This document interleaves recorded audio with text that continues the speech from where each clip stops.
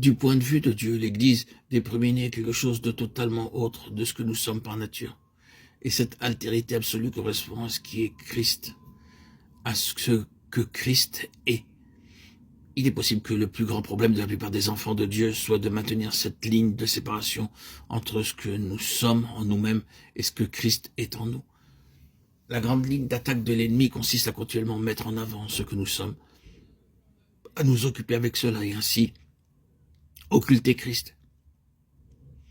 Dans sa lutte contre Satan, le grand objectif du Saint-Esprit est de mettre en évidence Christ et de nous occuper de lui jusqu'à ce que nous nous oublions.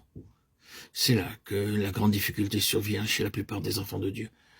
Il y a toujours cette tendance à reculer, à retourner en arrière, qui nous conduit à être centrés sur nous-mêmes, quant à ce que nous sommes, et à nous empêcher d'être focalisés sur Christ et sur ce qu'il est.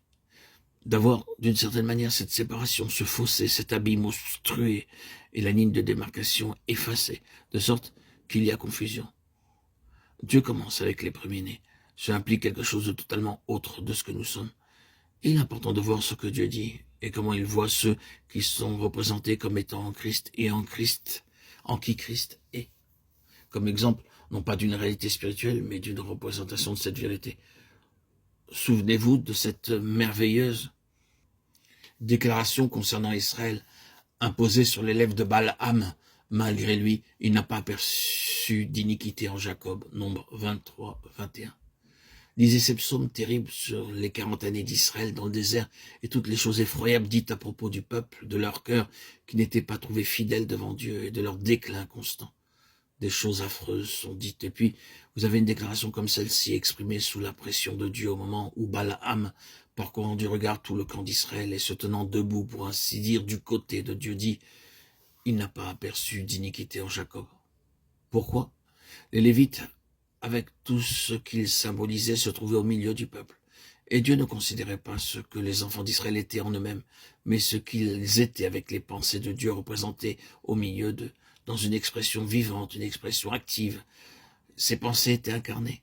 Quand Christ est en nous, Dieu nous voit à travers Christ. Oh, que nous puissions reconnaître cela. Quand Christ en nous, il y a l'incarnation de la pensée de Dieu et que Dieu peut parler de nous de la même manière. Ces actions à notre égard sont toutes en relation avec le Christ, qui, par le Saint-Esprit, est à présent en nous et en qui nous sommes. Le fait que le premier-né est invariablement lié à la mort et la résurrection et la façon de Dieu d'exprimer que de son point de vue, ce que nous sommes en nous-mêmes par nature est enseveli et que c'est son Fils seul qui prévaut là où nous sommes concernés, en tant que ressuscité, le seul qui vit devant Dieu.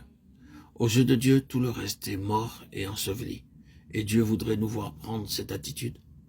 Souvenez-vous que nous sommes morts et ensevelis.